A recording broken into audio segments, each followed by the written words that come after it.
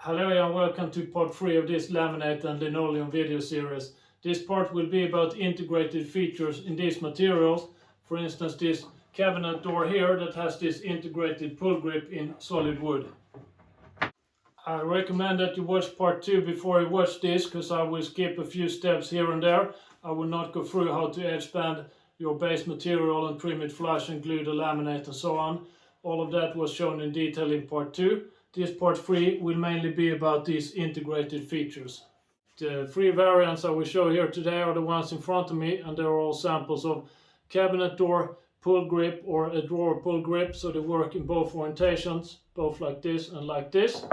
I will start with this one here, which is a laminated part with this integrated pull grip in solid wood. Then I will show you this one here, which is a linoleum part with this elongated grip. Then I will finish off with this one here, which has a top grip or a side grip, depending on if you use it for a cabinet door or a drawer front. So I will start with this one here, and I have already prepared the material that we need for it.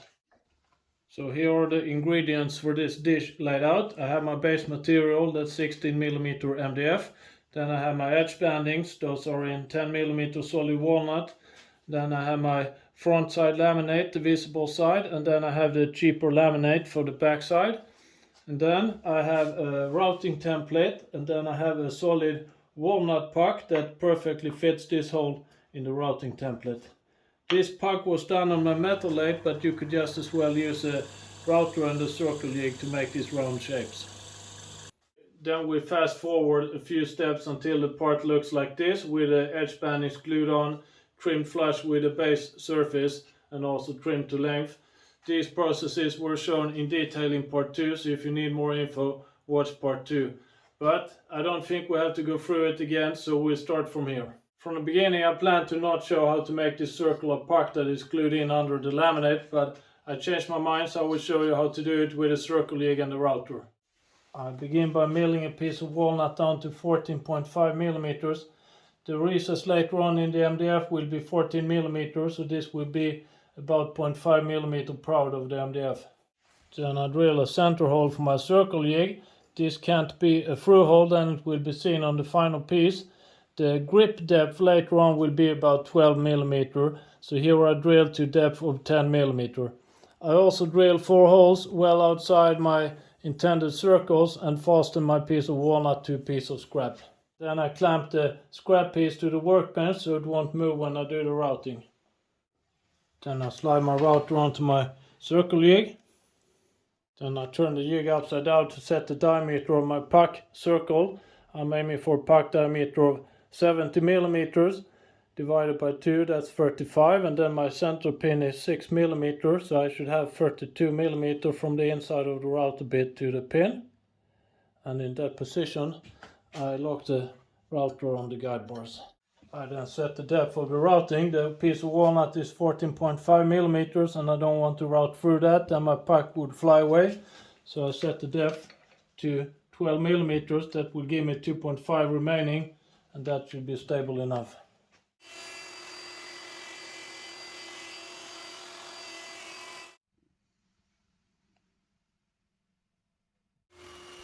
After the routing I cut away most of the waste on the bandsaw, and I stay close to my routed circle but outside it. Then I insert the trim bit in the router table and route away the rest of the waste using my routed edges as a reference.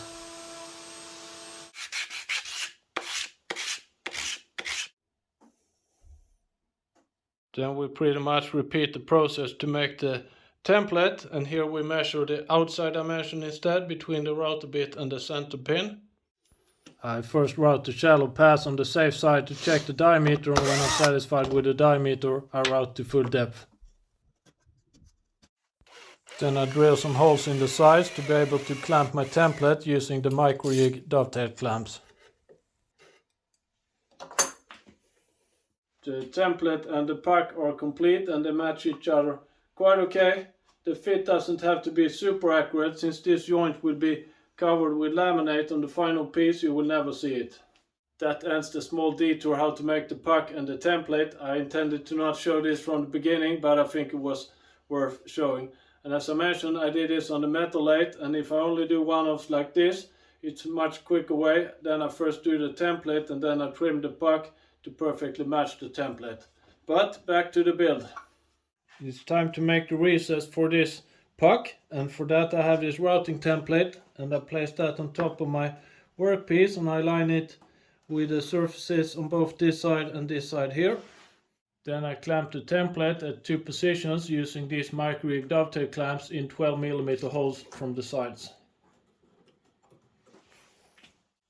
Then I use a bearing guided bit that follows the template and route out the recess. Here I don't go through the MDF, I route about 14mm deep in 16mm MDF.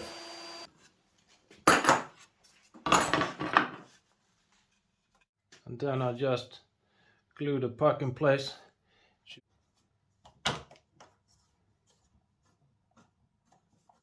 Make sure that your center hole is facing upwards when you glue in the puck, otherwise this hole will be visible on the finished piece. The puck was intentionally a bit protruding, so after the glue has dried I just level it with my top surface using a hand plane. Then it's time to glue on the laminate, and I use normal wood glue here and just roll it out on my workpiece.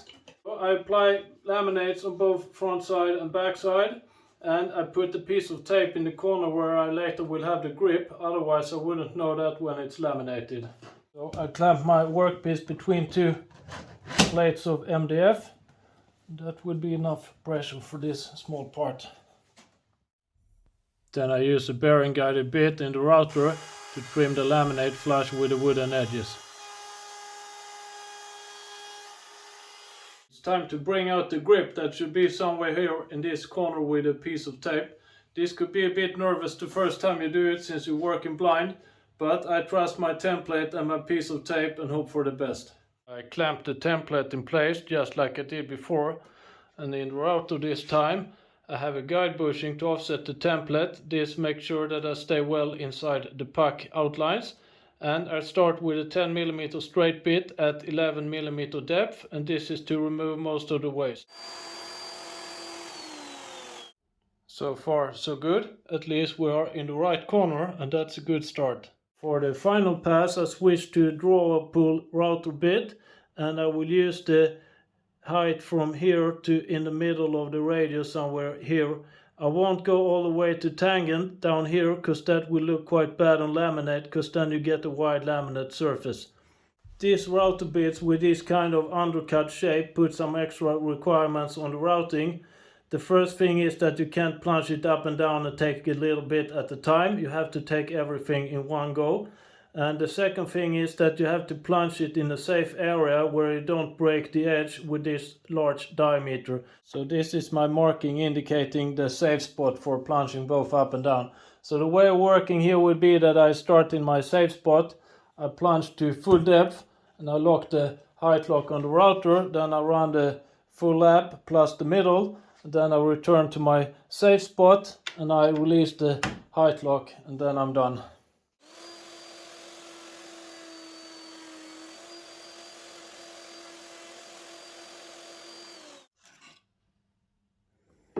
So let's move closer and inspect the result. To me it looks quite good. It's nice and crisp without being sharp. So you see this undercut feature here. That's enough to open a cabinet door or whatever this is for. You could maybe see some small swirl marks here in the bottom from the routing. You could not feel them, but you maybe can see them. These are easily sanded away later on. And thanks to that I set the depth of the drawer pull bit to not transition into the radius. The visible laminate edge is extremely small. I will finish up this part by first placing a small corner radius on the corners and then edge profile the edges.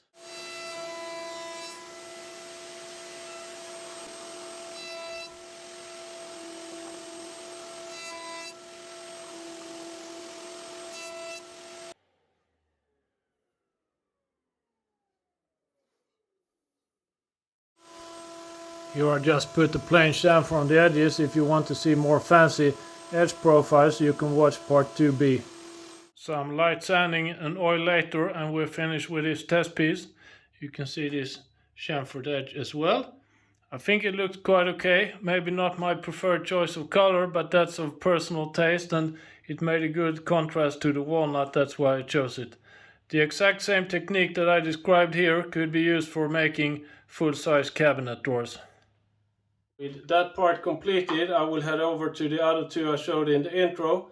I will start with this small version of a cabinet door with furniture linoleum and integrated elongated grip.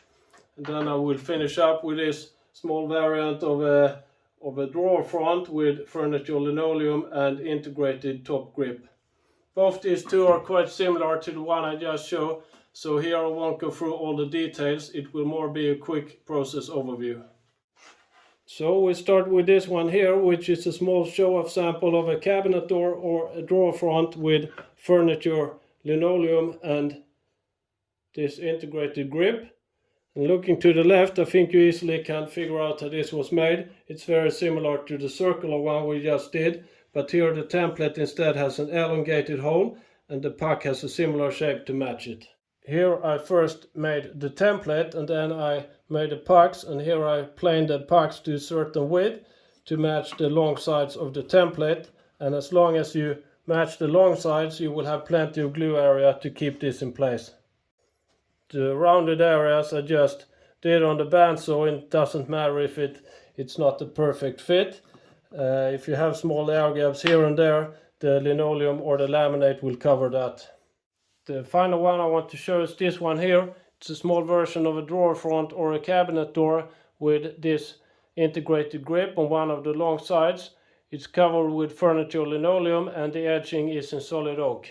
This could be used two ways, either as a drawer front with a pull grip on the top or as a cabinet door design with a pull grip on the side. Here I have much thicker edging on one of the long sides, and that is to have room for this integrated grip. To make the grip feature, I start on the table saw and cut away most of the waste in two passes.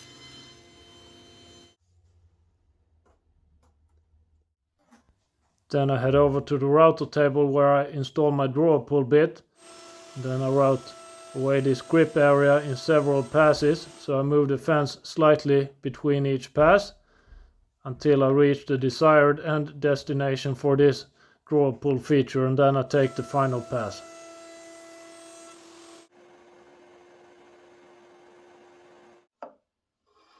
Here I use a small block plane to just slightly chamfer the edges. The furniture linoleum you can work quite well with normal woodworking tools.